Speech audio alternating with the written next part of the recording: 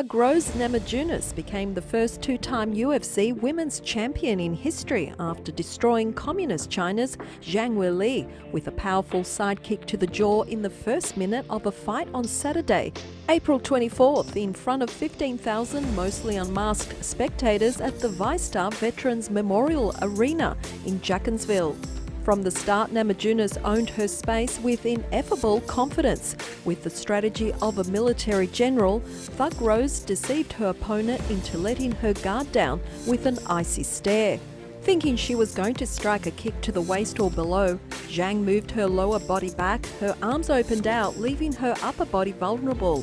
Rose, who has the longest leg reach of anyone in her weight class, let loose with a massive lightning-fast taekwondo-style high kick to the head, devastating Zhang as the communist fell helplessly to the canvas. Rose's follow-up thugged Zhang Weili and obliterated the now former champion with hammer fists, unseating the crowd. In an intense moment, Rose shouted, "I am the greatest." The crowd, which had booed Zhang Weili before the fight, went wild with chants of "USA, USA" after the knockout. Zhang, who entered the title bout with a stellar 20 wins and 1 loss record, tried to protest that the referee stopped the fight too early, while clearly dazed and wobbling. Zhang had said in a pre-fight conference call held with Chinese propaganda that she hoped to bond with Namajunas after the bout, according to South China Morning Post. "From an exchange of blows, friendship grows," Zhang postured, "so I hope maybe we will become friends after this fight." Namajunas, who refused to retract her pre-fight anti-communist "better dead than red" and "Weili is red" comments made a week prior to pre-fight banter with Lithuanian national broadcaster LRT, said that she regards any opponent as red, adding that they're just the person standing in the way of my dream. Tensions between the two became hot after Namajunas' anti-communist salvo. Namajunas later explained that her remarks were not meant to hurt her opponent's feelings.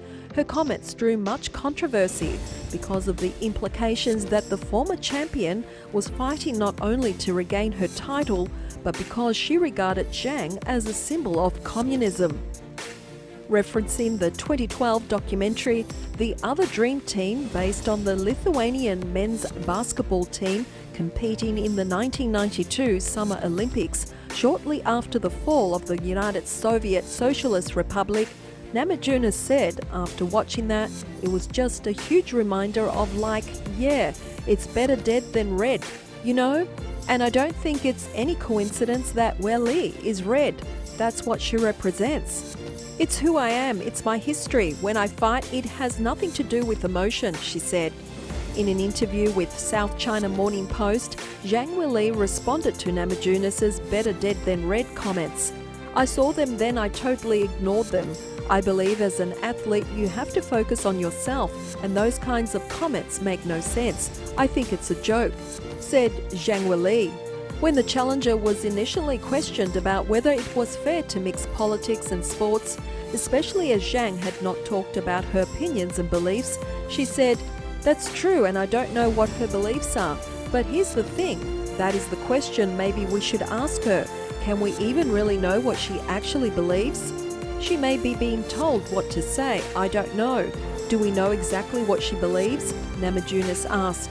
"With communists, you can't freely have an opinion or criticize your government." Speaking with Ariel Helwani of ESPN MMA in a recent interview about whether Zhang and herself had spoken before or after the fight, Namajunas said, No, she never. With all the stuff that was, said in the media coming from her statements, she never introduced herself to me. She never said hi. There were many opportunities to, say something. I always try to shake my opponent's hands, or at least, you know what I mean, unless I really just don't like them or something. She continued, "So that was very strange to me."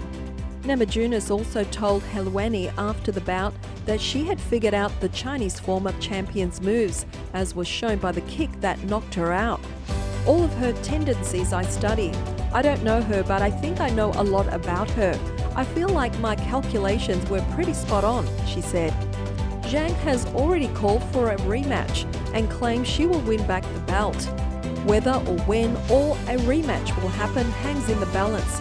After her sensational victory over Zhang Weili last weekend, would you like to see a rematch, and who would you like to see win?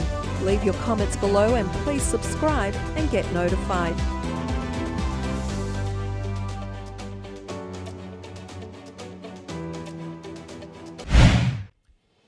Top American military officials warned that China's ability to project its naval prowess in the Indian Ocean is alarming. General Stephen Townsend, head of the US Africa Command, pointed out that China now owns a military facility in the African nation of Djibouti. The base is located 7.4 miles away from the US military base, Camp Lemonnier, home to around 4,500 American troops. Other nations that have military bases in Djibouti include Italy, Japan and France.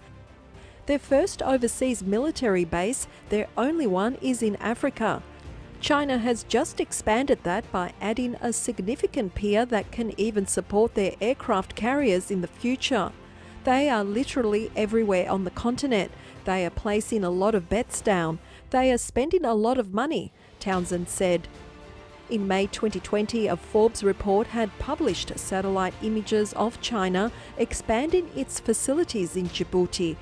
Defence expert H.I. Sutton pointed out that the 1,120-foot pier shown in images might be aimed at accommodating Beijing's new military vessels. At present, China has two aircraft carriers, Shandong and Liaoning. A third carrier is scheduled to be completed sometime later in the year and is expected to be a larger ship with a catapult launch system that will launch heavier planes. Many nations have military bases in Djibouti because it sits next to the Bab el-Mandeb Strait that separates the Red Sea and the Gulf of Aden, with the Red Sea being the gateway to the Suez Canal, a passageway that accounts for almost 12% of global trade. In 2018, Chinese military personnel at the base targeted American military pilots with high-powered lasers. Plus, China is becoming a huge economic power in Africa, with its investments in the continent outpacing that of the US. Through these investments, Beijing pushes African nations into a debt trap and eventually gains access to key infrastructure in the region.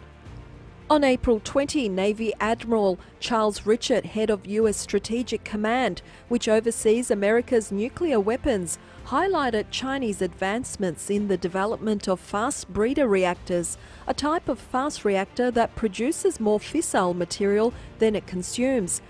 A certain portion of these materials can be diverted to manufacture nuclear weapons. China's first fast breeder reactor is scheduled to be rolled out in 2023. A report published last year by the Stockholm International Peace Research Institute warned that China was trying to modernize its nuclear arsenal significantly. It estimated China's nuclear stockpile at 320 weapons. As the Chinese military develops, doubts over America's capability to defend Taiwan are also increasing. According to David Oshmanik, former senior Defense Department official who helps run war games for the Pentagon at the RAND Corp think tank, in most simulated combat scenarios where China invades Taiwan, the United States ends up on the losing side. In such exercises, the Chinese Red Team wipes out the Taiwanese Air Force within minutes, while the American Blue Team military bases in the Pacific are attacked. The result being US warships and aircraft are kept away from the region by a wide arsenal of Chinese missiles. Military officers stationed in the Pacific have warned the Pentagon that they need to change their mindset on dealing with China. If we make no changes in posture, then absolutely you're going to find a future where we're simply outmatched. You can't just maintain the same static line of forces that we have currently assigned, in particular west of the international date line. That will not do the job, a defense official said to NBC News. There are also concerns about China's growing cyber warfare and electronic capabilities. Some warn that Beijing might employ such technologies to blow up American digital communication systems if a conflict were to occur, thus crippling the US military. Peter Singer, strategist at the think tank New America, explained the situation in an interview with Nikkei Asia, warning that the opening battle of the next major war will be silent. The battle might already have been fought before most people even get wind of it. In a cyber war, it is the moves one makes weeks before the actual attack that matter.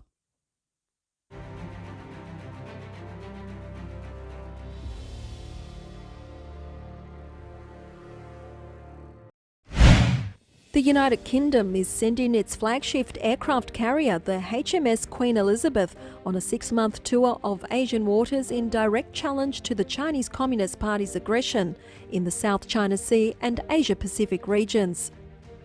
However, reports state the UK government does not have the courage to sail the contentious Taiwan Strait and directly provoke a response from the communist regime.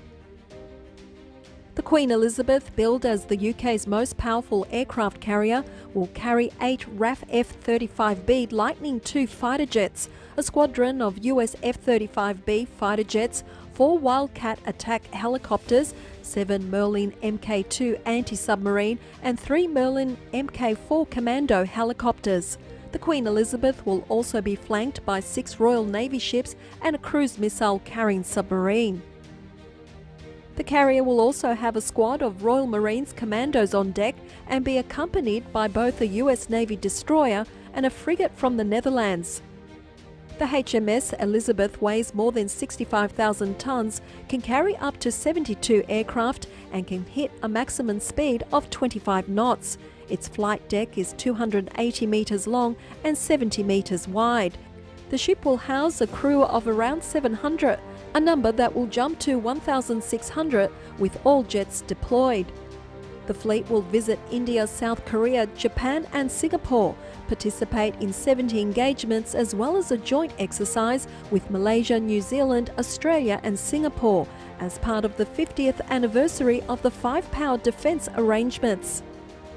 After leaving Portsmouth, the HMS Queen Elizabeth will visit Gibraltar, pass through the Suez Canal, visit Al Duqm port in Oman, sail to the Indian Ocean, stop at Singapore and finally engage in exercises with Japanese and American forces. The HMS Queen Elizabeth is scheduled to sail through the South China Sea, but not the contentious Taiwan Strait. Some lawmakers in Britain are troubled by the decision to kowtow to the Communist Party, given that the voyage is said to focus on freedom of navigation. Former Conservative leader Sir Ian Duncan Smith asked the government to rethink this journey, accepting that he is pleased with the deployment of the carrier in the South China Sea. Smith said that the fleet needs to sail through the Taiwan Strait to let Beijing know that its aggressive actions against its neighbours will not be tolerated. Some officials nonetheless support the approach of shying away. Former First Sea Lord Admiral Lord West said that going through the South China Sea is enough to make a strong statement. Boris Johnson called the Indo-Pacific region part of Britain's foreign policy and trade focus, while the Ministry of Defence said the Carrier Strike Group aims to achieve the goals set out in the Integrated Review, published in March by Johnson's government.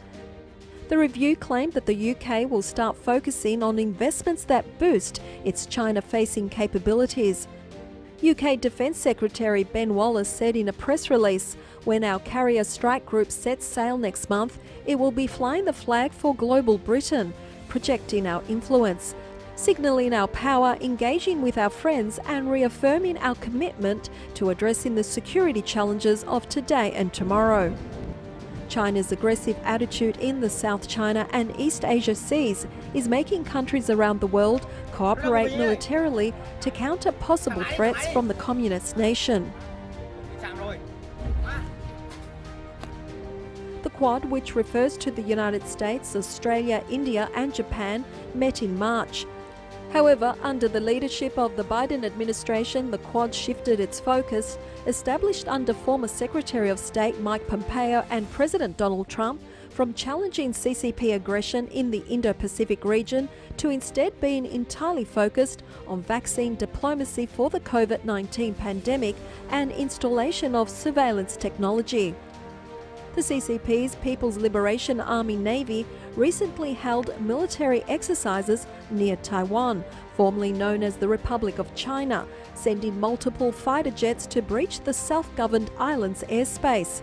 Beijing is in a panic over the growing military ties between Taiwan and the United States and has accused America of creating tensions in the region. Taiwan warned Beijing that they will shoot down Chinese drones if they venture too close to the island's territory.